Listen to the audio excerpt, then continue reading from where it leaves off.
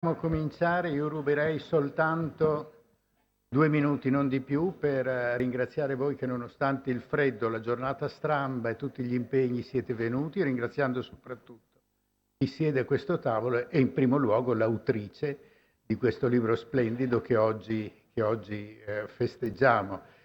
Io a fronte di questo tavolo non oso dir nulla sul libro, vorrei dire soltanto due parole sull'autrice di cui non sto a ripetere i meriti di studiosa, il ruolo in ambito universitario, ma vorrei ricordare soltanto il grande miracolo che secondo me ha fatto, che è la Fondazione Zeri. Perché, se posso così dire, è stata una invenzione tua riuscire a portare quel patrimonio di libri, di appunti, di riproduzioni, di dati, non solo, diciamo, mettendolo a disposizione degli studiosi, ma mettendolo a disposizione in una struttura che è una struttura straordinaria, con una catalogazione. Voi sapete quanto sia complesso riuscire poi a rendere fruibile la grande mole di materiali. Direi che questo è il segno non soltanto di una sensibilità culturale, di una capacità di intuire quello che è importante, quello che è necessario, ma direi che anche il segno di una dote civile di prim'ordine, di cui mi permetto, come anche modestissimo fruitore, ma certamente come abitante di questo paese, di essere grato a Anna Ottani, alla quale io darei subito il microfono se vorrà cominciare lei a dirci qualcosa. Grazie.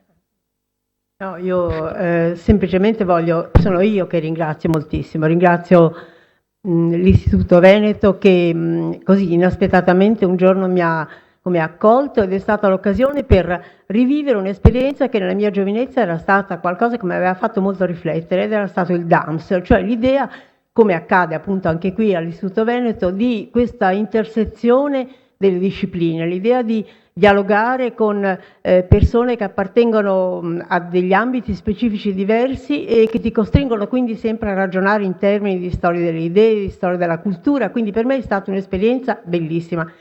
Poi ancora ho avuto il privilegio, e di questo sono immensamente grata, a cominciare dal presidente Gherardo Ortalli e anche dal presidente emerito Gian Antonio Danieli, delle persone che hanno fortemente appoggiato, promosso, aiutato questo libro.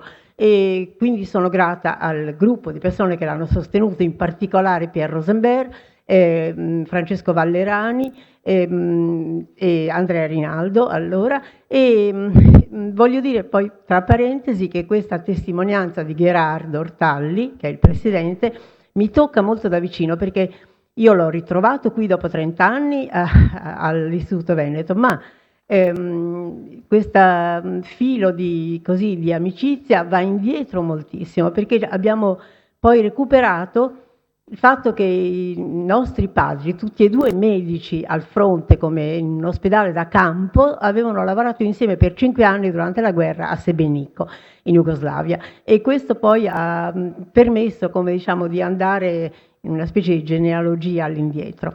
Venendo quindi al libro, questa esperienza di incontro, insomma, con Adelphi ha permesso poi un libro che è stato plasmato dall'editore con questa attenzione che ha Adelphi per esempio a questa idea di questa carta che non è mai patinata, dove però è questa specie di patinato opaco, poroso, dove tu riesci alla fine a ottenere un risultato anche dal punto di vista delle immagini bellissimo, ma sempre quei grandi margini dove puoi scrivere, come è un libro appunto di lettura.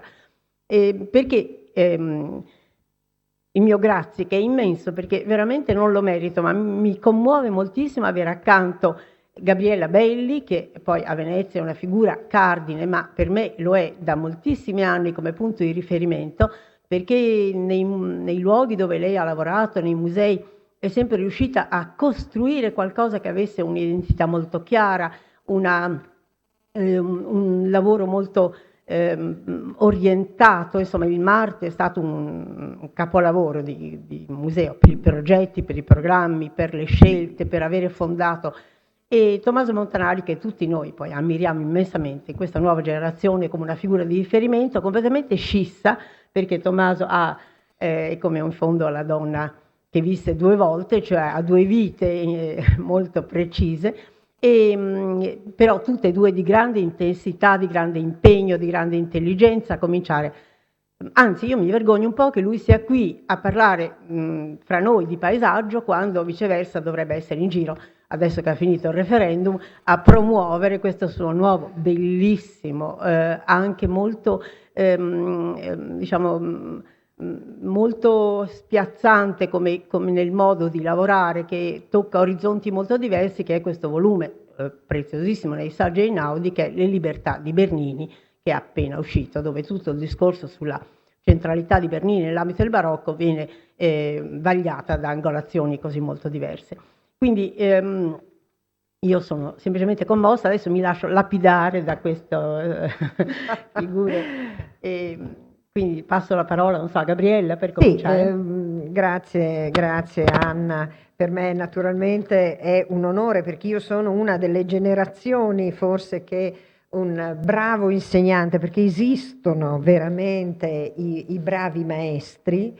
Faccio parte di quella generazione di persone che ha avuto la fortuna di avere un bravo maestro, quindi ho avuto la fortuna di laurearmi con Anna Ottani Cavina, e devo dire, lei era la più giovane, credo, docente d'Italia in quegli anni, e devo dire che tutto il lavoro fatto durante gli anni dell'università poi è stato veramente la pietra miliare su cui io poi ho costruito la mia visione, naturalmente, del mondo, della professione, dell'arte dentro i musei, ma che costantemente, come io ho sempre ribadito, anche non in questa occasione, forse lo faccio con più affetto, però ho sempre ribadito il tema veramente dei bravi maestri, che sono il punto centrale da cui tutti i grandi professionisti e tutti i professionisti devono partire per costruire poi la propria visione del mondo.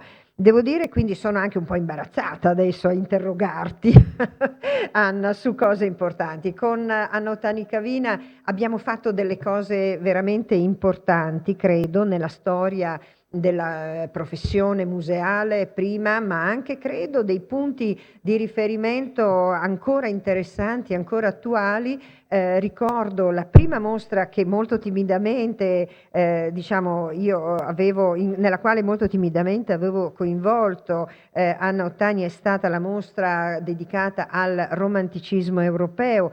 Tantissimi anni fa non esisteva ancora il MART, e lei venne un po' in mio soccorso, devo dire, insieme a Pierre Rosenberg, per questo bel progetto che era stato iniziato da Giuliano Briganti. E poi il progetto molto più recente del 2003, questo dedicato al tema della montagna, arte e scienza, nel quale Anna Ottani aveva poi seguito tutta la quota, diciamo, che riguardava proprio la montagna nell'immaginario artistico, ed era stata la curatrice della parte, diciamo, artistica. Adesso, con grande gioia, stiamo preparando questo progetto su Ruskin, un altro dei miei, diciamo, delle mie passioni, insomma, per Venezia credo una mostra importante che troverà compimento all'inizio del 2018. Anche qui io spero, oltre a una lettura di Ruskin legata naturalmente a tutta la ricchissima bibliografia su Venezia, ma naturalmente è anche un modo per ripensare al Medioevo a Venezia, che è un tema che non è mai stato affrontato. Si parla sempre dei ben più noti, del ben più noto Rinascimento, si è fatto tantissimo, Settecento, però il Medioevo è, come dire, è sempre rimasto, almeno diciamo in questi ultimi 20 anni, è sempre rimasto piuttosto sullo sfondo, e credo invece che sia una ricognizione importante.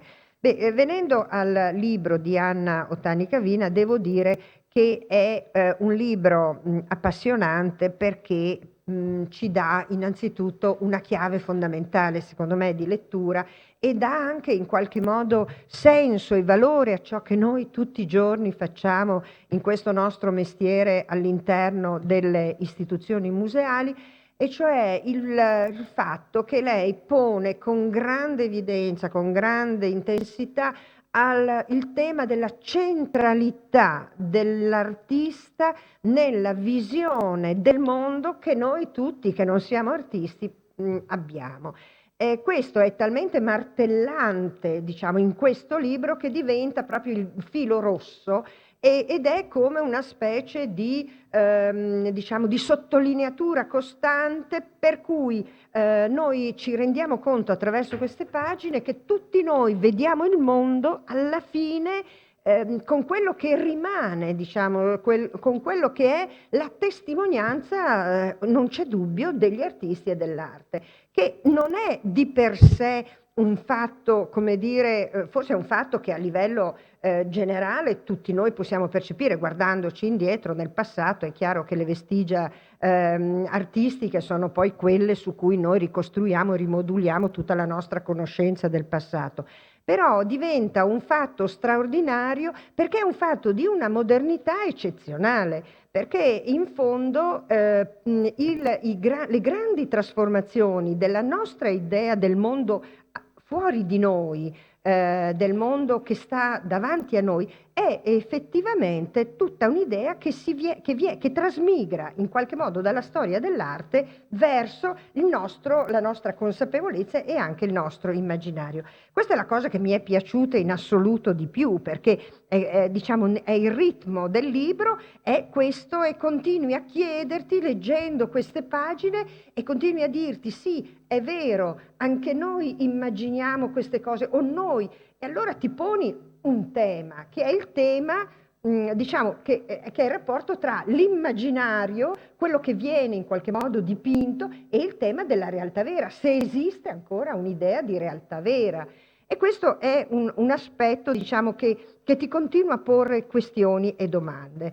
E poi, diciamo, questo libro poi nasce in qualche modo con un paradosso, perché il titolo di questo libro è un paradosso, perché il titolo Terre senza ombra, per un libro che parla di paesaggio, è come minimo un paradosso, perché insomma nella nostra diciamo, conoscenza della realtà o anche proprio della pittura, diciamo che il tema del luce e dell'ombra sembrerebbe una delle caratteristiche assolutamente indispensabili per la costruzione, dal punto di vista pittorico, di un'immagine di paesaggio.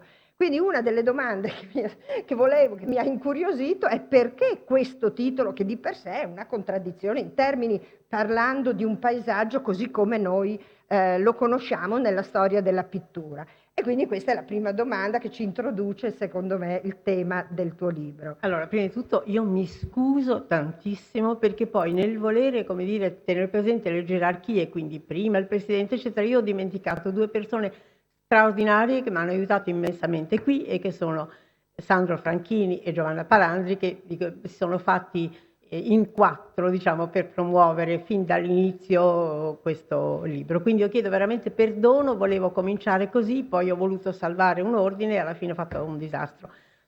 Tornando alla tua domanda, non diamo troppa importanza al titolo, cioè ormai un titolo che corrisponde esattamente, che renda chiaro, non dentro a una casa editrice come Adelphi non funziona, quindi conta l'allitterazione, le due R, qui c'è stato tutta una serie, quindi diventa qualcosa. Però quello che voglio dire è che Terre senza ombra e poi questa copertina che ogni dettaglio è importante quando specialmente insomma, usciamo da delle edizioni di volumi curate per degli specialisti di storia dell'arte, cioè se non è, quando non è Schirà, quando non è Electa, così quando si entra in audio, si entra ad Adelphi, si vuole intercettare un pubblico più trasversale e quindi anche la copertina in qualche modo deve catturare qualcosa, deve essere molto allusiva. Quindi in realtà il tema della luce, che credo che forse l'immagine sotto coglie, e Terre senza ombra per me vuol dire in fondo che io parlo di con tanti varchi, tanti racconti, un libro fatto attraverso dei pezzi, dei frammenti, si può entrare dentro da tante parti, e che racconta come il paesaggio è stato letto, raccontato, rappresentato, immaginato da parte di artisti che in gran parte vanno fra il 6 e l'800. Ma questo paesaggio è il paesaggio d'Italia.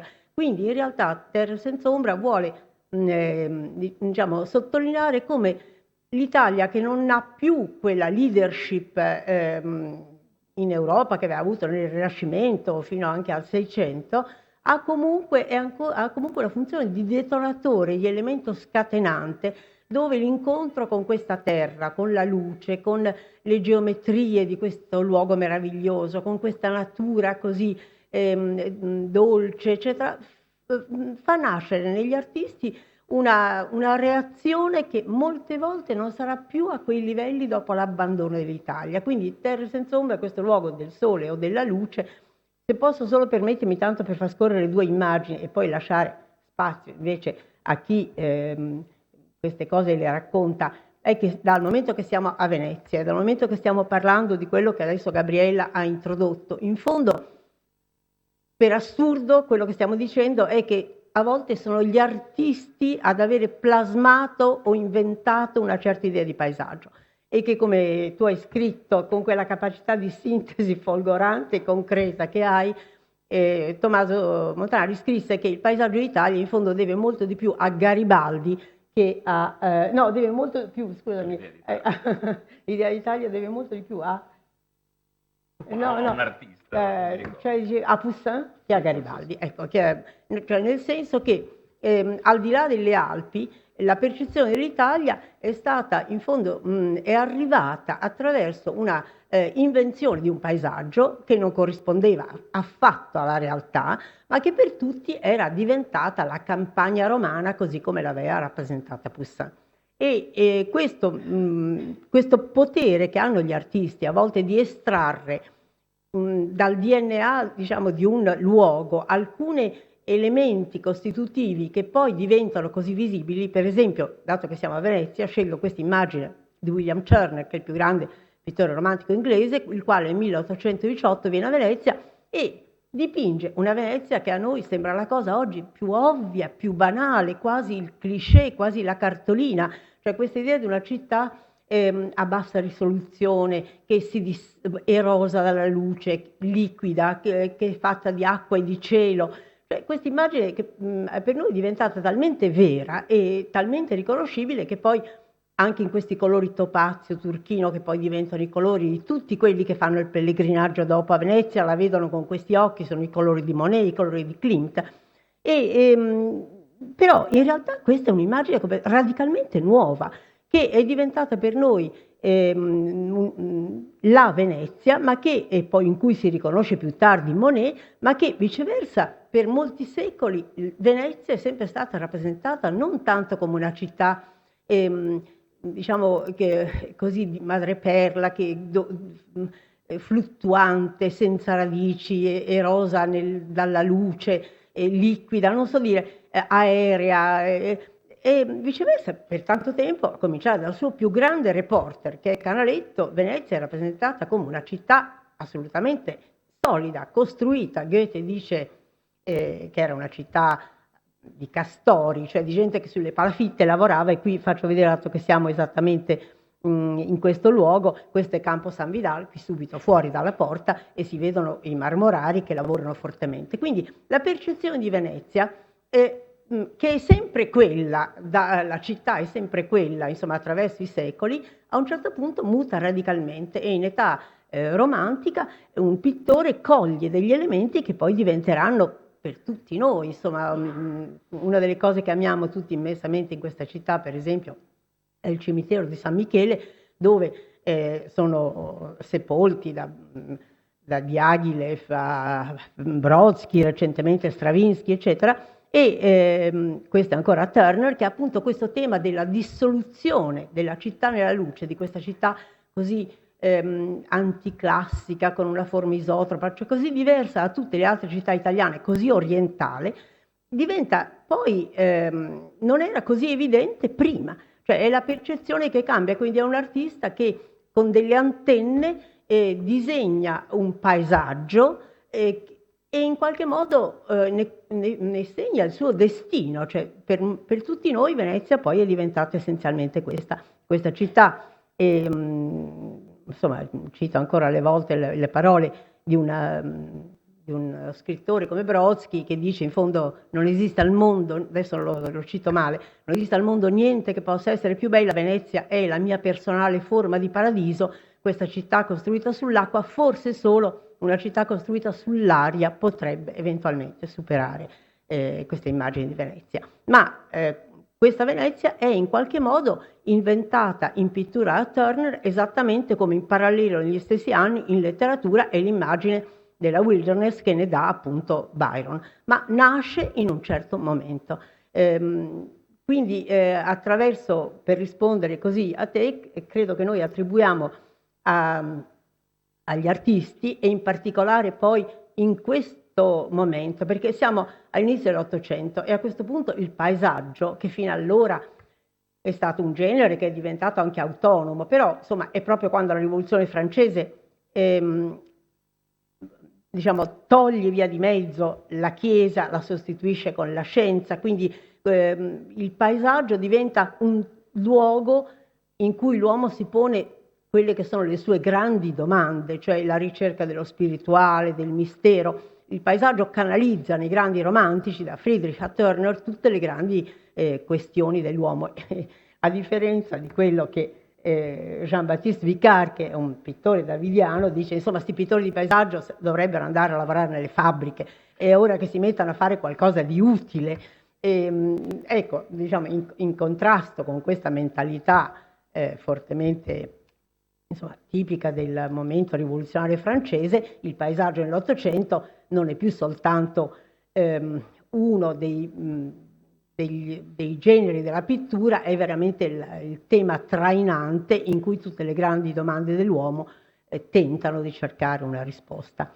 Sì, forse posso un attimo ancora chiedere qualcosa, insomma, una cosa che a me è molto interessato, in realtà anche nel tuo libro poi c'è questo percorso e c'è un modo anche di anticipare fortemente. Questa è dedicata a te.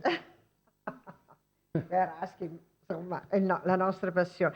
Diciamo di anticipare fortemente, perché tu parti, il primo capitolo che poi spiega anche molte cose quando tu parli di questa fuga in Egitto del 1609 e da cui in parte anche mi pare di capire c'è anche un po' di autobiografia, nasce un po' anche poi questa ricognizione che tu fai, perché parli di questo articolo che avevi pubblicato nel 76 sul Burlington, dando fino a questa nuova interpretazione di questo lavoro di Elsheimer che diventa un po' per te, come dire, una chiave poi di volta anche in questa ricognizione. Ecco, voglio dire, c'è un tema, come dire, della realtà e c'è un tema del in plein air.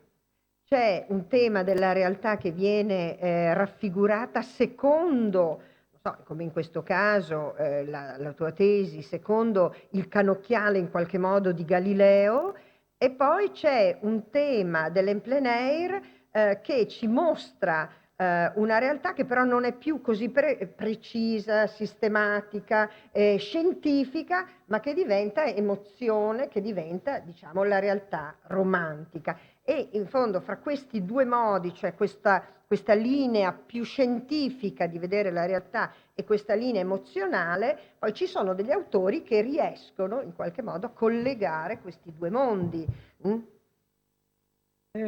Sì, attraversiamo tante cose. Quello che volevo dire, quello che a me colpì molto, insomma, di fronte a, siamo all'inizio del 600, 1609, di fronte a un dipinto come questo, è rendersi conto che, non lo so, ci sono i momenti della storia in cui nell'ambito, per esempio, della cultura artistica, ci sono degli elementi trainanti. Per esempio, se parliamo del gotico, sicuramente è stata l'architettura l'elemento trainante in quel momento, forse anche nel Rinascimento toscano, Brunelleschi prima di Masaccio.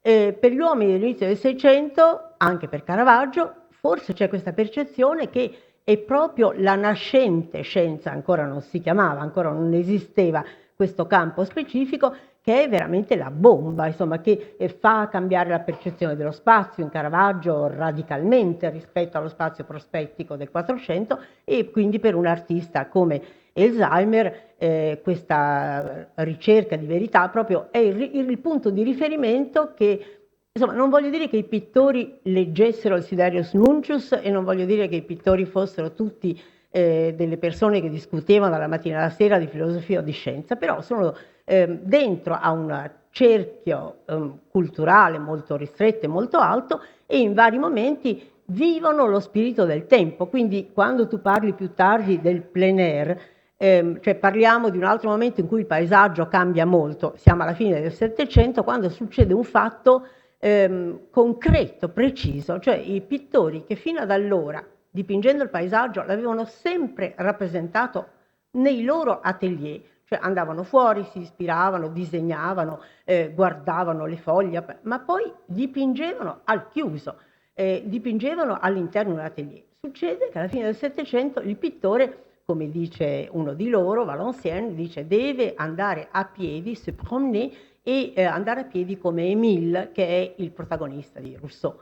Cioè il pittore fa un gesto rivoluzionario, prende il cavalletto e i pennelli e l'ombrello per il sole, prende un seggiolino pieghevole e va fuori nella natura. Allora, questo che è un gesto che comporta poi un cambiamento di tutto, di tecniche, che poi le tecniche non sono solo tecniche, ti aprono una possibilità, delle potenzialità nuove che non hai mai visto, e quando tu introduci una tecnica nuova, questa tecnica nuova ti dà un'accelerazione nel scoprire altre cose. Ecco, in questo caso, voglio dire, non è che i pittori avessero letto, non so, i Naturphilosophen, avessero letto Schlegel o avessero letto Rousseau esattamente, però è quella pulsione a immergersi nella natura, a ritrovare questo rapporto fra l'uomo e la natura che insomma ispira la cultura di quel tempo, e quindi gli artisti che sono immersi in questo in maniera, insomma, vivono questo spirito del tempo, e c'è lì un fatto radicalmente nuovo. Quindi quando tu dici dopo cambia, perché è abbastanza sconvolgente quando un pittore va fuori e decide di dipingere davanti alla natura, molto prima degli impressionisti, perché questo cammino comincia alla fine del Settecento, si rende conto che deve accelerare enormemente il modo di dipingere, perché deve catturare quel certo momento di luce. Valenciennes dice un tramonto non più di mezz'ora.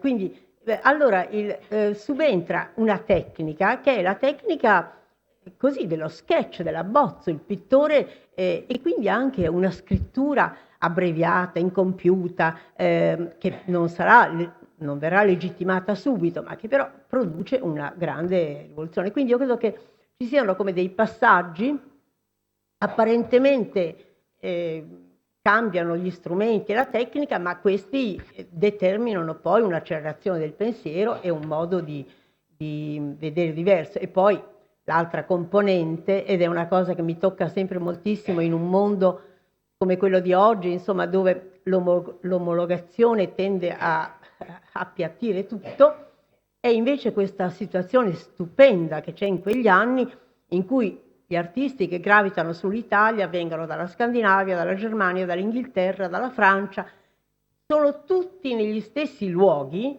perché tutti andavano a dipingere a Tivoli, andavano a dipingere ad Ariccia, andavano a dipingere sul lago di Nemi, si vedono l'uno con l'altro, c'è una circolarità in questo nuovo atteggiamento di dipingere il paesaggio, però c'è anche una forte componente del loro background, per cui tu riconosci profondamente un artista tedesco da un artista francese, e alla fine quello che racconta uno di loro dice: quando poi guardavamo quello che avevamo dipinto, ognuno aveva fatto una cosa completamente diversa davanti allo stesso modello. Cioè c'era ancora questa diciamo meraviglioso equilibrio fra una circolarità della cultura e viceversa una caratterizzazione individuale che non si perde ancora. E quindi poi lì cambiano tante cose che appunto il non finito, scusate, no, non voglio. Ma io vorrei invece ascoltare, ecco sì, questi sono gli artisti quando cominciano a dipingere e a uscire fuori,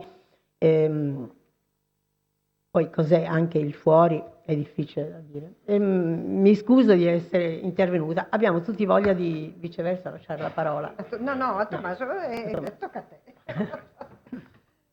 Beh, io ringrazio intanto anch'io molto l'Istituto, l'amico Gerardo Ortalli, Adelphi e soprattutto Anna Ottani per questo invito e anche per la sua generosità. È riuscita a nominare un mio libro in un giorno tutto dedicato invece al suo bellissimo libro. Volevo iniziare con una frase di Orwell, di George Orwell, che sarebbe perfetta come epigrafe per questo libro, che dice così: per vedere ciò che abbiamo di fronte al naso serve uno sforzo costante.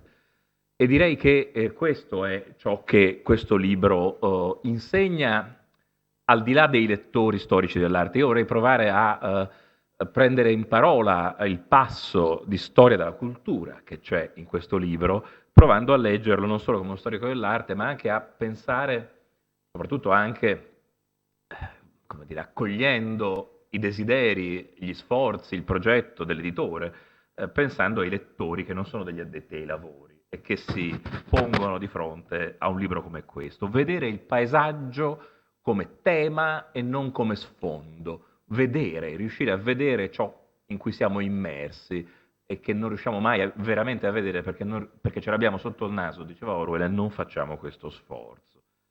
Per il lettore non addetto ai lavori è uno sforzo rispetto all'attitudine quotidiana con la quale attraversiamo la penisola, la porzione della penisola in cui viviamo, ed è uno sforzo probabilmente reso impossibile da quanto la scuola, direi, non ci dà tradizionalmente, gli strumenti per aprire gli occhi su tutto questo, la cecità sul tessuto continuo del nostro paese e invece i riflettori puntati su alcune emergenze. Prometto che non parlerò di referendum, ma mi colpisce il fatto che nella riforma costituzionale è stata appena bocciata, tornava la tutela dei beni paesaggistici al posto del paesaggio. Si tornava a un'idea puntiforme di capolavori assoluti, di luoghi simbolo, e si perdeva quell'idea di tessuto continuo che proprio gli artisti ci aiutano a guardare laddove nessuno aveva ancora guardato fino a quel momento. Un canone che si amplia nei secoli grazie allo sguardo e alle mani degli artisti. Questo libro racconta in fondo questa idea di un'Italia fatta di sguardi che vanno oltre ciò che le guide suggerivano di vedere.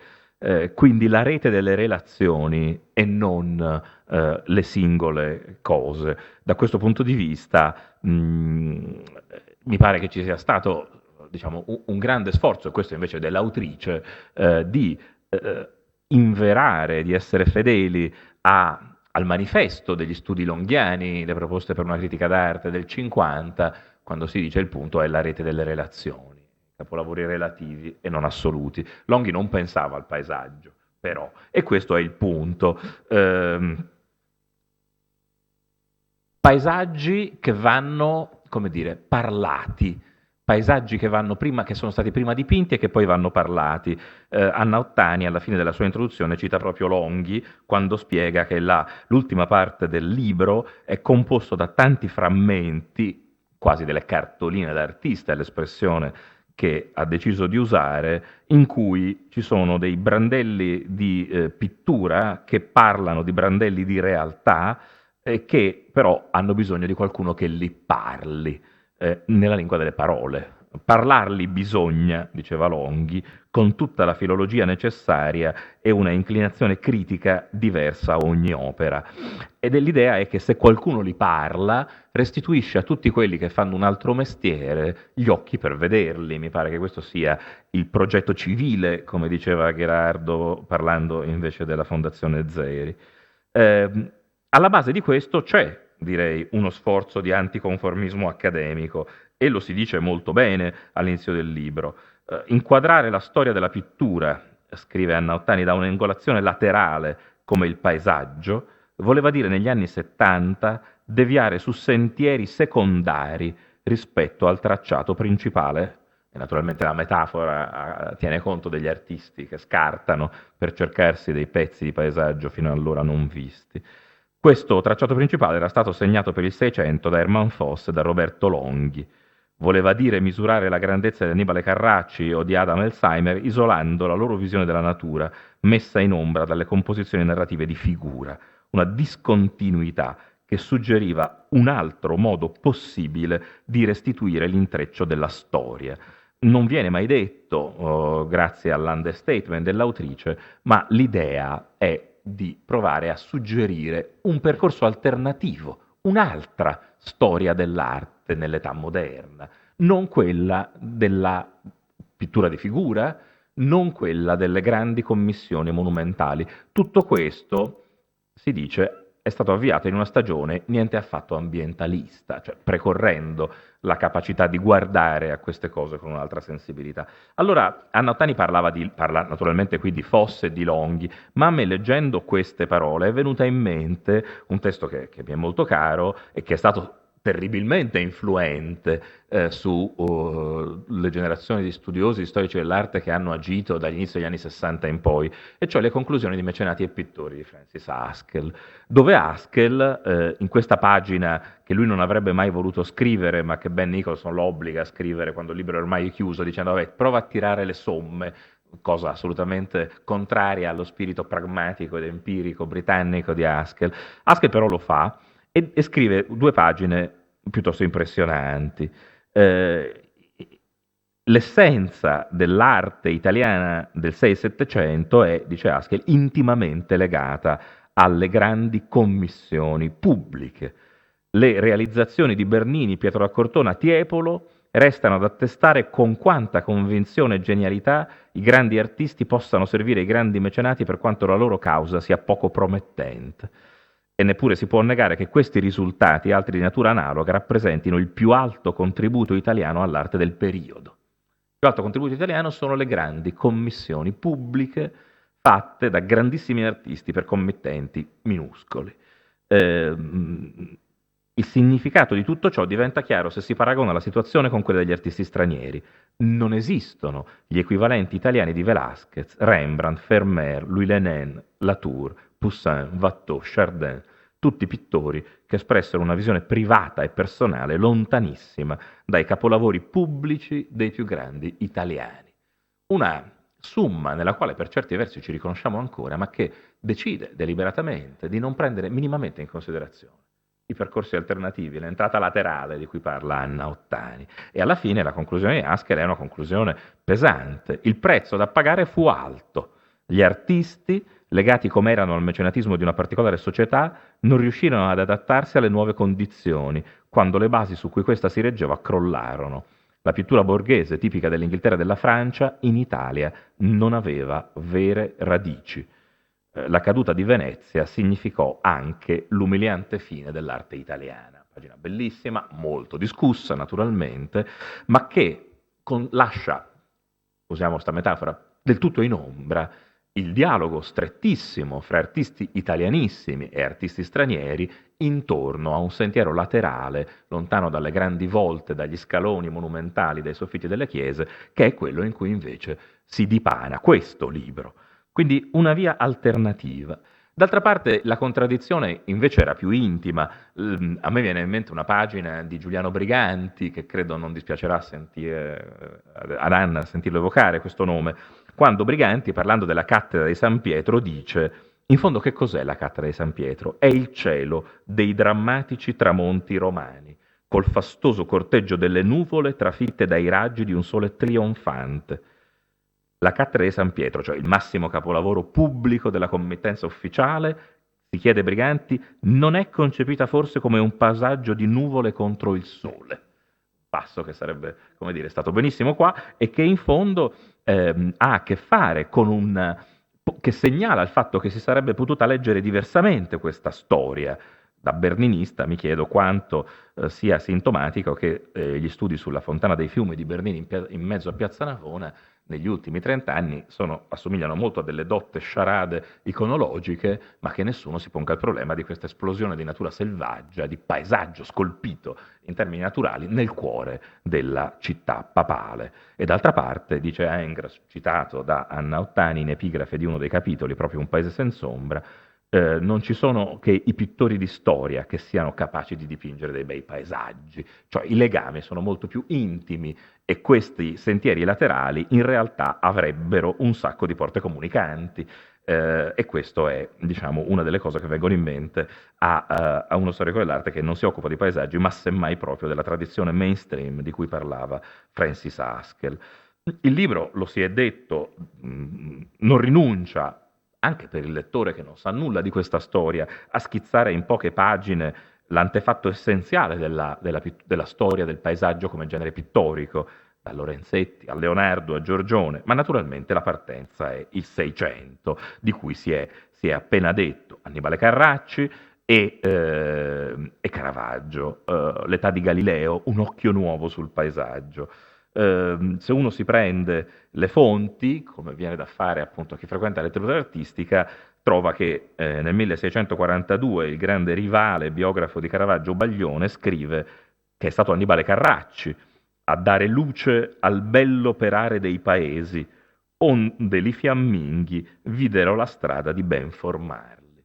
Parlare di paesaggio nella nostra storiografia artistica vuol dire immediatamente contendersi un primato. Il paesaggio è italiano o è fiammingo? Anna Ottani non parla di questo, felicemente, non sta, come dire, alla lettera della letteratura artistica esattamente, ma cerca altre strade, cioè una storia di incontri piuttosto che di primati. Si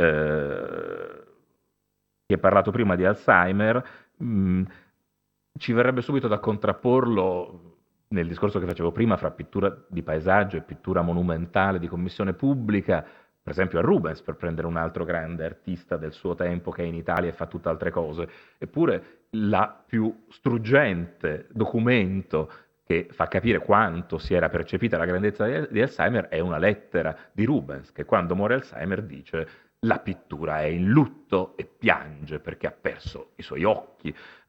Questo gigante che si china su questo piccolo pittore da una vita gramissima, c'è un suo disegno meraviglioso sulla povertà dell'artista, con i figli che cercano qualcosa da mangiare dentro le dispense della cucina e i gatti che si aggirano senza mangiare. Questo era Alzheimer ed è l'inizio di questo percorso. Come procede poi questo libro da questo inizio seicentesco? Procede, come dire, cercando di capire come gli artisti stranieri, soprattutto che arrivano in Italia, aprano gli occhi, la metafora di David è impressionante, vengano quasi operati dalla cataratta, Sì, riescano l'incontro con l'Italia che con diventa l'Italia. quindi David quando a un certo momento arriva in Italia, di cui già conosceva quasi tutto, però dice qui mi sono cadute le cataratte, cioè nella realtà è qualcosa che determina insomma un rapporto radicalmente nuovo, è quello che dicono un po' tutti, perché anche Thomas Jones, che è un altro artista inglese che amo molto, in realtà tutta la vita in Inghilterra aveva dipinto paesaggi all'italiana, cioè temi italiani, era cresciuto su questi modelli, però poi quando finalmente riesce a mettere insieme i soldi per arrivare in Italia, di cui conosceva tutto attraverso i dipinti che erano transitati in Inghilterra, dice ancora: mi apparve a magic land, mi apparve una terra che era al di là di ogni immaginazione, e questo scardina anche tutto il modo di dipingere normale e introduce una visione di paesaggio, come diceva anche prima Gabriella, insomma, che per il momento non ha sbocco, perché diventa una lunga storia di artisti che dipingono senza un approdo nel mercato per lungo tempo. Tanto meno nella committenza, evidentemente, certamente. E dice Anna, il tema del libro non è il paesaggio, ma la sua immagine riflessa nella pittura, è il tentativo di imbrigliare la storia del paesaggio nel momento del suo passaggio da sfondo a totalità. Se tu riesci a far vedere il pittore esce dal Colosseo di Granelli, Ma non ce l'ho, non ce l'hai. se me lo dicevi, E per però, colpa mia non c'è. no, però diciamo, puoi raccontarlo Granè tu. ce l'hai forse? Sì, ma Granè comunque. sì, no. È un... Ecco, mettiamo, almeno- questo è Granè in un ritratto di Ancre, va bene. e poi tu vuoi... No, vabbè, ma non importa, ma è il pittore che esce dal Colosseo, un Colosseo irriconoscibile per la maggior parte dei nostri contemporanei.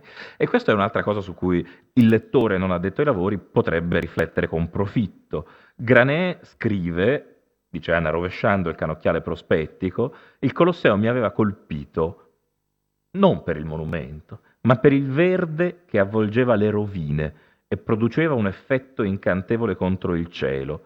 Vi si vede crescere la viola ciocca con i suoi steli bellissimi, le foglie, le dentellate, il caprifoglio e le viole. E commenta l'autrice, nello splendore di un luogo non ancora bonificato dagli archeologi né scarnificato dai diserbanti, Granet traduce in pittura di luce la sua poetica delle piccole cose, fra dissolvenza e liquidità fino ad allora impensabili. Allora, se si pensa alla retorica del Colosseo oggi, al fatto che il Colosseo diventa il feticcio di una politica culturale che stacca invece i monumenti diserbati, bonificati, resi astratti dal contesto della storia della cultura, ma anche ancor più dal contesto del paesaggio, recuperare questo sguardo di questo artista vuol dire, di questa età, di questo spiazzante cambio di prospettiva, vuol dire, una volta di più, recuperare la visione di un tutto, cioè di un tessuto, di un contesto, cioè fare quello che chiedeva di fare Quatremère de Quincy contro i napoleonici che volevano invece, diciamo, staccare i pezzi dal contesto. Allora, ne parlavamo prima con Gerardo Ortalli, una delle cose che esce fortemente fuori da questo libro è un'idea di contesto in cui paesaggio e patrimonio sono continuamente uniti e non separati in specialismi che sono venuti dopo. Questa è una delle cose che, non so se l'autrice aveva in mente, ma che il lettore ritrova costantemente. Uno dei fili conduttori visivi del libro, che è un libro magnificamente illustrato naturalmente, sono i cipressi. E un capitolo si chiama proprio Cipressi.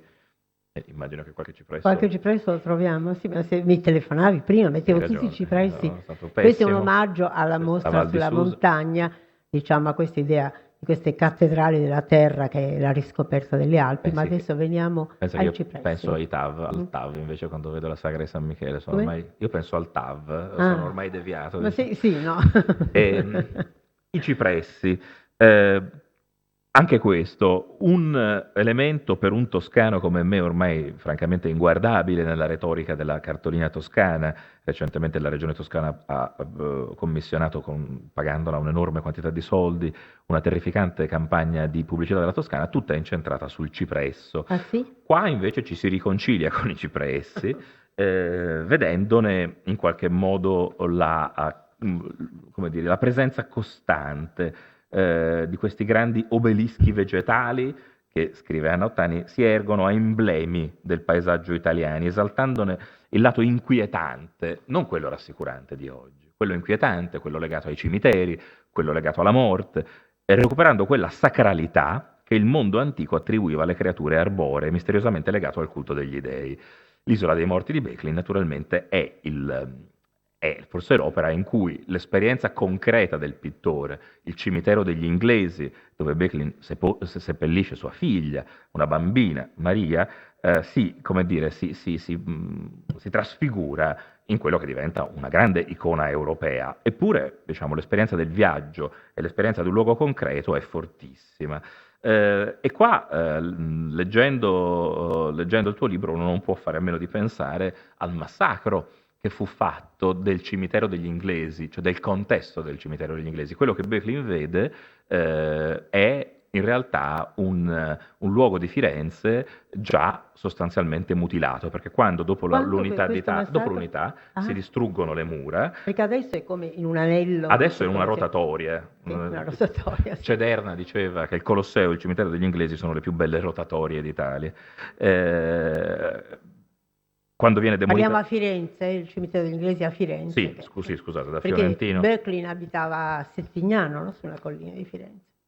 E Harry James, quando è a Firenze durante la demolizione delle mura che circondavano e contestualizzavano il cimitero, cerca di convincere i fiorentini, cosa anche questa molto attuale, che dice lui, il cambiamento non è sempre in meglio, ci può essere anche un cambiamento in peggio, ciò che i fiorentini non riescono a capire. E si lamenta perché viene svegliato al mattino dalle mine che fanno saltare le mura. Non è casuale questa Non cosa. è casuale. E però James è anche uno che quando descrive i dintorni di Arezzo, parla della pieve di Santa Maria, parla mettendo sullo stesso piano la pieve di Santa Maria, il suo campanile dal curioso sovrapporsi di colonnine, la cattedrale scura e imponente, posta in un appezzamento d'erba alla maniera di un recinto inglese, l'elaborato altare marmoreo di Giovanni Pisano. Avevo visto il museo con i suoi vasi etruschi, le maioliche, bene tutto questo, ma la vetusta e pacificata fortezza, al termine di un giorno di blanda saturazione, mi fece sentire ancor più in consonanza col paesaggio. La circondavano infatti stupende colline, i cipressi proiettavano ombre dritte ai suoi angoli, mentre nel mezzo prosperava un mirabile miscuglio italiano di cereali e di grano, di vigne e di fichi, di pesche e di cavoli, di memorie e di immagini, tutto e niente. Come il paesaggio con i suoi obelischi vegetali diventa fondamentale nella percezione di un grande scrittore che da una parte vede la fine di quell'Italia, e questo è un libro che ci parla di un'Italia, e lo dice l'autrice esplicitamente, che non c'è più, ma dall'altra desse continuamente agli italiani nuovi strumenti per leggere tutto questo. Parlando di distruzioni legate ai cipressi, poi tu quando vuoi mi interrompi, mi è venuto in mente... Solo per dire che un po' dell'Italia ancora c'è. sì, Non sono così, non sei così diciamo, pessimista. no. C'è una pagina bellissima del Piacere di D'Annunzio in cui D'Annunzio dice che i cipressi e le viole di Villa Ludovisi Sì, rabbrividevano nel meravigliosa. presentimento del mercato e della morte. La Villa Ludovisi è una delle grandi tragedie, la grande villa lungo via Veneto che viene lottizzata, cioè non c'è nessun'altra... Sì, E infatti per questo, leggendo dei cipressi, mi è venuto in mente, l'ho portato, La distruzione di Roma, che è un bellissimo libro, libretto, un opuscolo militante si direbbe oggi, oggi sarebbe forse una vela in Audi, pubblicato nel 1886 da Hermann Grimm, che era uno storico dell'arte, che lavorava all'Erziana, era il figlio di uno dei due filologi tedeschi che noi conosciamo soprattutto come grandi favolisti, i fratelli Grimm, che ha delle pagine meravigliose sulla fine del paesaggio urbano di Villa Ludovisi. Villa Ludovisi, il giardino, dice lui, più bello del mondo, uno di quei luoghi di Roma che erano nominati i primi quando si discorreva degli incanti dell'eterna città. Sì, io credo che se guardando tutta la terra si fosse domandato qual era il più bel giardino del mondo, coloro che conoscevano Roma avrebbero risposto senza esitare la Villa Ludovisi. E c'è la storia di questa distruzione di un paesaggio che ha lasciato un'enorme scia di immagini e di testi e che viene completamente sacrificato per costruire un quartiere, per una speculazione edilizia. E Grimm dice, piangendo i cipressi, una cosa che fa impressione, siamo nel 1886, ma sembra scritta oggi: ciò che specialmente fa paura nel moderno mutamento di sistema è l'improvviso drizzone verso il mostruoso. È proprio dei nostri nuovi tempi che quando ci sia realmente da guadagnare milioni in un batter d'occhio, le condizioni mutino e si passi ogni misura senza che, e anche questo è un segno del tempo, nessuno ci veda niente di straordinario o che apparisca anche possibile il porvi riparo. Da poco tempo solamente è venuta la furia, la smania di fabbricare a rotta di collo. Alcune società di capitalisti hanno acquistato in blocco i terreni e intrapreso a coprirli di Che anno case. è? 1886.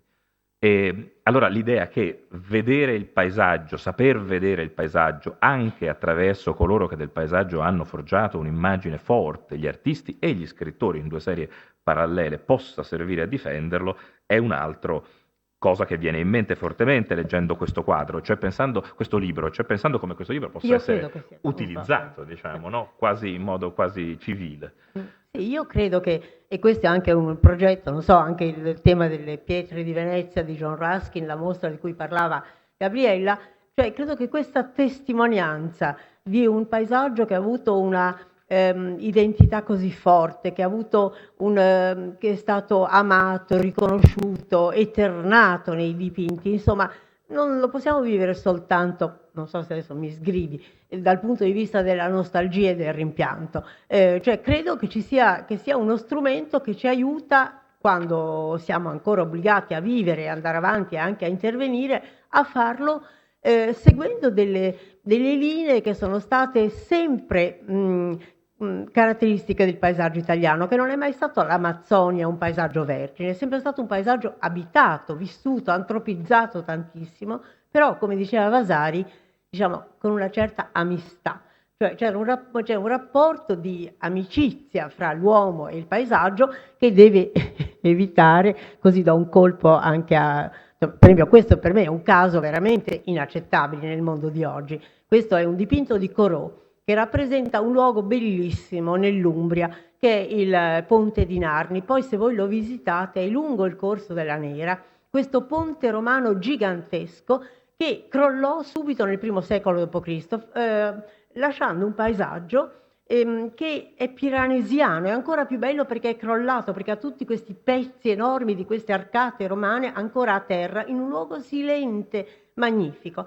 Beh, insomma, questo è il dipinto di Corot 1828 che lui presenta al Salon di Parigi. Il luogo è ancora esattamente così, soltanto che nell'unica arcata che è ancora intatta passa l'Eurostar.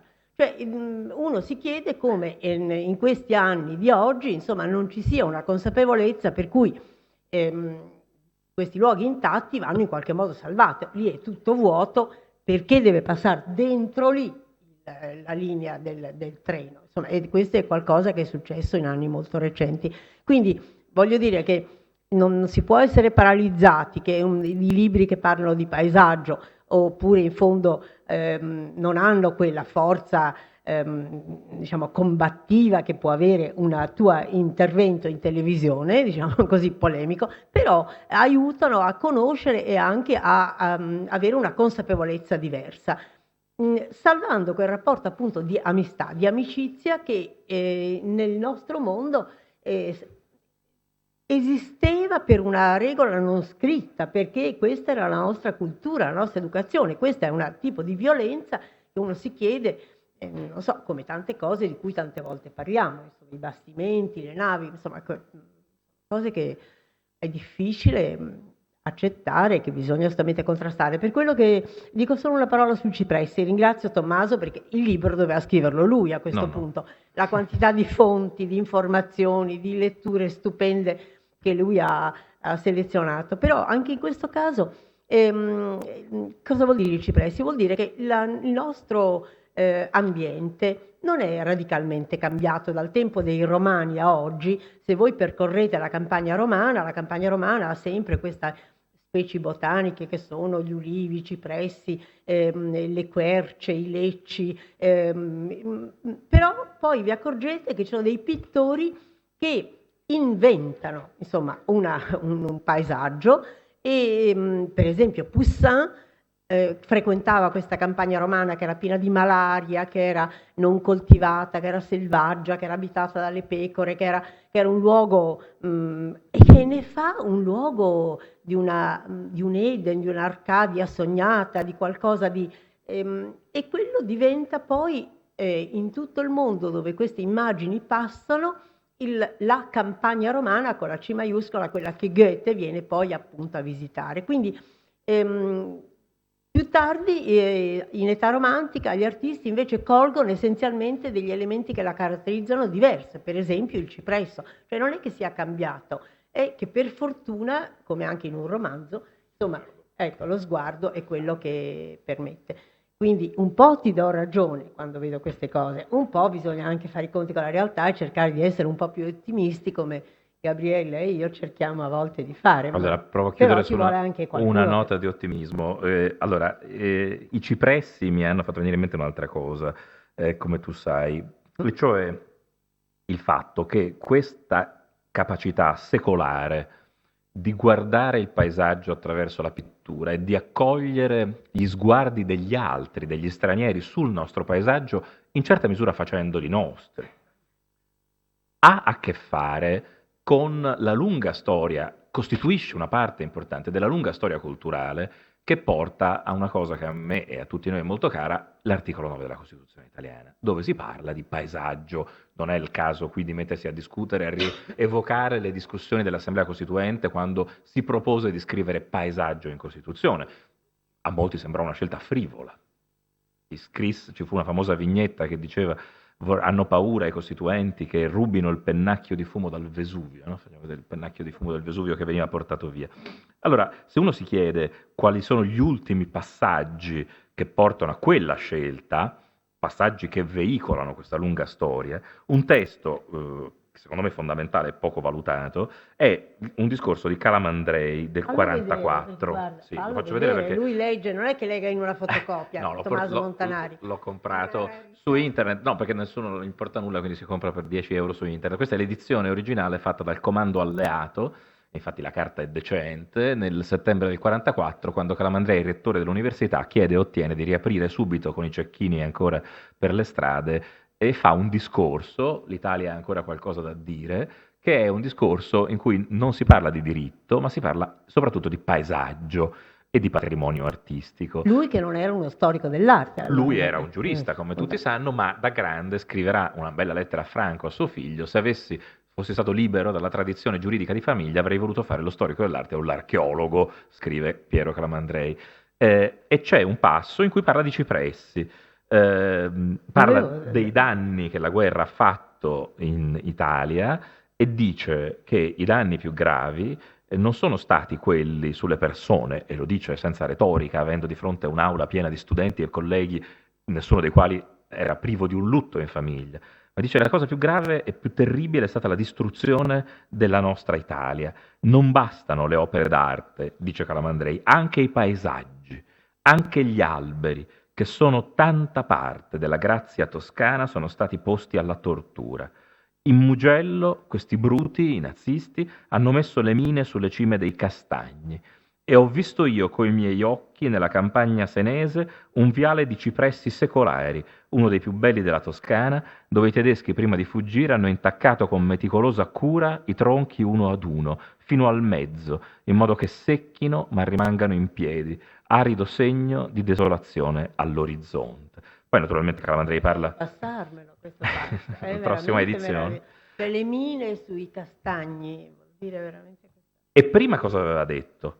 Quello che più ci ha offeso è stato l'assassinio premeditato delle nostre città, questo è dei stupendo. nostri villaggi, delle nostre campagne e perfino del nostro paesaggio. Siamo nel 44, Calamandrei va alla Costituente, si capisce perché poi paesaggio entra tra i principi fondamentali. Voi lo sapete che in Italia, e specialmente in Toscana, perché Calamandrei era fiorentinissimo, ma si può dire certamente anche per il Veneto e per quasi ogni parte della Toscana, ogni borgo, e questo è il motivo per cui mi è venuto in mente, ogni borgo, ogni svolto di strada, ogni collina ha un volto come quello di una persona viva. Non vi è curva di poggi o campanile di pieve che non si affacci nel nostro cuore col nome di un poeta o di un pittore, col ricordo di un evento storico che conta per noi quanto le gioie o i lutti della nostra famiglia. Calamandrei guarda il paesaggio toscano attraverso gli occhi dei poeti e dei pittori ed è così che riesce a capire che il paesaggio è un elemento non estetico, ma un elemento di impasto della storia culturale tutta, di vita civile. E lui dice, racconta prima, quando nei sabati fascisti per sfuggire all'afa che gravava sulla città, e naturalmente Calamandrei è uno che ha in mente il fatto che la libertà civica, per l'appunto, si forma nelle città, ma quando le città vengono espugnate, no, dalla retorica fascista, con un gruppo di amici, Galante Garrone, i fratelli Rosselli, Pancrazzi e molti altri, ogni fine settimana fa una gita. Facevo parte di un gruppo di amici che, non potendo sopportare l'afa morale delle nostre città piene di falso tripudio e di funebri adunate coatte, fuggivamo ogni domenica a respirare su per i monti l'aria della libertà, a cercare nei profili del paesaggio il vero volto della patria. Cioè il linguaggio diventa civile, diventa politico e nel paesaggio, grazie a una lunga serie di pittori, di quello che i pittori hanno dipinto e quello che i poeti hanno visto, si può vedere quello. C'è un passo del tuo libro in cui tu, parlando di Galileo e di Alzheimer, citi Longhi del 41, che pensando a Alzheimer dice, ricreando la lingua, rifoggiava in quell'istante la nazione stessa intesa come cultura. Allora l'idea che la nazione venga rifoggiata nella lingua pittorica è piuttosto impressionante se tu pensi che l'unico articolo dei principi fondamentali della Costituzione in cui ci sia la parola nazione è il 9. Cioè l'idea che viene espressa in modo folgorante che siamo nazione non per via della lingua parlata, non per via del sangue, non per via della religione, ma per via del paesaggio e del patrimonio. Allora, l'idea che dobbiamo avere coscienza della propria nazione ci riporta, e chiudo con questo, a un altro testo longhiano, alla lettera che Longhi scrive a Giuliano Briganti nel 1944, in cui dice: gli italiani dovrebbero studiare fin da bambini la storia dell'arte come una lingua viva per avere coscienza piena, e non dice della loro storia dell'arte, della loro estetica o del loro patrimonio, ma della loro nazione.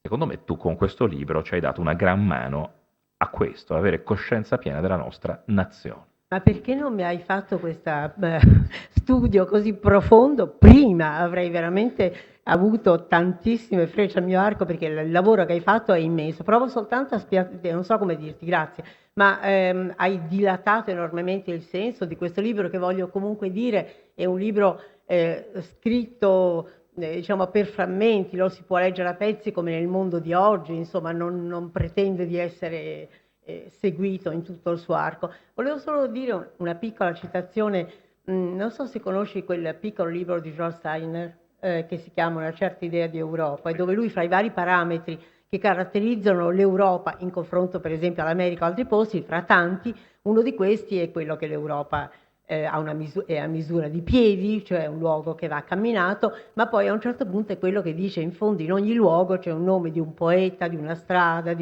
insomma non c'è la 42 o la Quinta Avenue, e quindi questo caratterizza questo retroterra.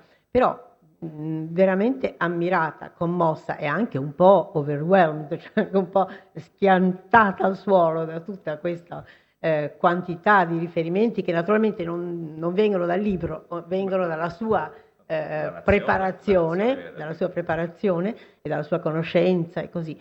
Volevo dare invece un momento la parola a Gabriella.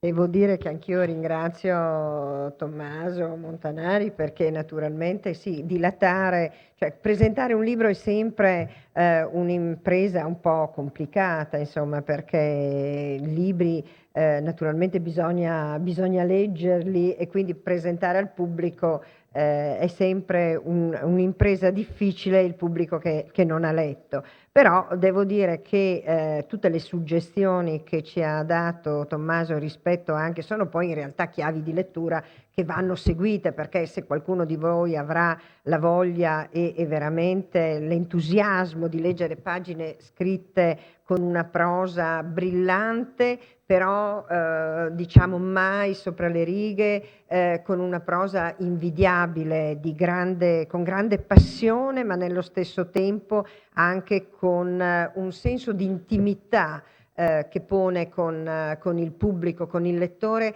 che è in alcuni passi davvero, devo dire, commovente. Questo libro ha alcuni passi commoventi per l'intimità che chi l'ha scritto riesce a dare e a, diciamo, tessere con il lettore. Ci sono dei punti ancora per me interessanti sui quali chiedo ancora ad Anna un piccolo intervento, che è il tema delle finestre. Perché ci sono due cose in questo libro che per chi le legge diciamo sono, come dire, interessanti e chiedono degli approfondimenti, che è il tema del paesaggio urbano, che è paesaggio, ma che noi, insomma, come dire, in maniera un po' tranchant diciamo la città, il paesaggio, e invece qui è inserito globalmente, e grazie all'articolazione del ragionamento diventa esterno, anche se è urbano dentro.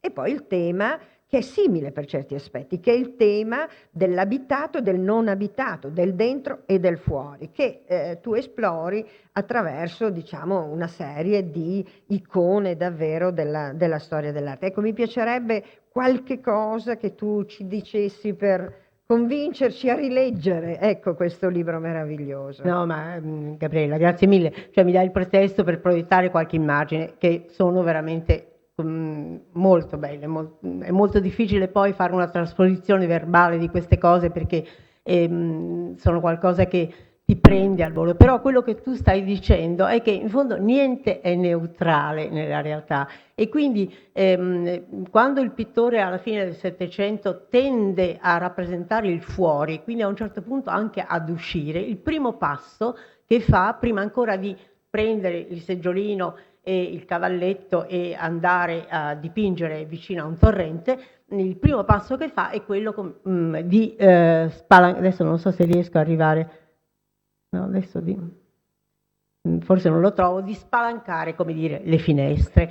Ecco, quindi la finestra è in fondo il primo invito a inquadrare il fuori, il paesaggio, però la finestra in se stessa può essere anche un diaframma, qualcosa che qui faccio vedere il più grande pittore romantico tedesco, Friedrich, in un dipinto fatto da un amico che è Kersting, il quale Friedrich sta dipingendo un paesaggio sul cavalletto e dà le spalle alla finestra, la finestra è ermeticamente serrata, nel senso che l'artista tende a dipingere un paesaggio che è più un paesaggio dell'anima che un paesaggio visto con lo sguardo e con gli occhi, perché per molti romantici tedeschi, questo è un altro dipinto molto bello di Friedrich, che rappresenta la moglie a Dresda, Emma Bonner, davanti a una finestra, e vedete che in questo caso apre sul porto di Dresda, però in realtà noi non vediamo nei velieri, nel paesaggio, non c'è questo rapporto di uscire, la finestra diventa quasi quasi una soglia verso quello che non si conosce, verso il mistero. Non a caso il dipinto sembra una cella monacale, ha questa tensione verso il divino. Friedrich diceva: io il divino l'ho rappresentato 1000 volte, in molte cose, una volta l'ho dipinto in un cannetto, cioè come dire che in qualunque briciola dell'universo puoi recuperare questo senso di mistero, e la donna è quasi come una figura davanti a un altare. Le finestre hanno questa inquadratura che sembra quasi una croce, cioè c'è tutto un elemento molto forte. E però in questo caso, parlando di finestre, questa è una finestra che apre sul dentro, apre sull'inconscio, non apre e non è un invito, diciamo, ad uscire fuori. Questo è sempre ancora Friedrich. Mentre se voi prendete un pittore francese, la finestra, in questo caso, questo è un artista francese che si trova a Roma, a Villa Medici, dove è stato mandato, avendo vinto un Prix de Rome, cioè una borsa di studio che gli consente per 4 anni di studiare in Italia, e veniva spedito in Italia con un compito molto preciso. Doveva assolutamente studiare Caravaggio, Raffaello, l'antichità, e surtout ne regardez pas les contemporains, diceva il fratello della Pompadour, che era il sovrintendente. Roma è una città quasi finita, quasi morta, voi andate lì per fare queste operazioni serie.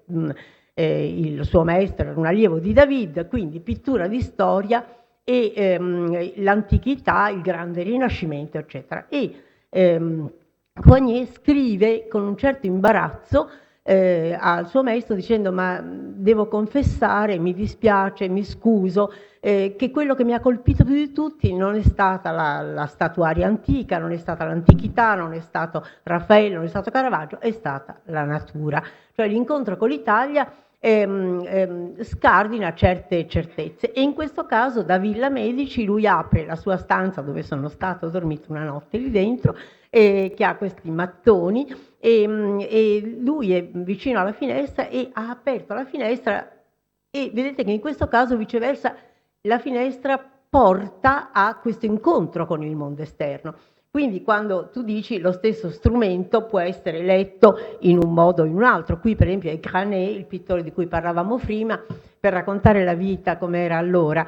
Durante l'estate Roma era spesso colpita dalla malaria, e quindi gli artisti tendevano ad andare fuori, ad andare verso i colli. Uno dei luoghi magici più frequentati era naturalmente Tivoli, dove la meravigliosa Villa d'Este del Cinquecento veniva affittata alle stanze per pochissimo. I pittori, Hubert Robert, Granet, si prendono una stanza a Villa Tivoli durante l'estate per dipingere, e Granet si dipinge mentre guarda fuori dalla loggia, cioè vuole essere ricordato come uno dei primi artisti che appunto dipinge il fuori.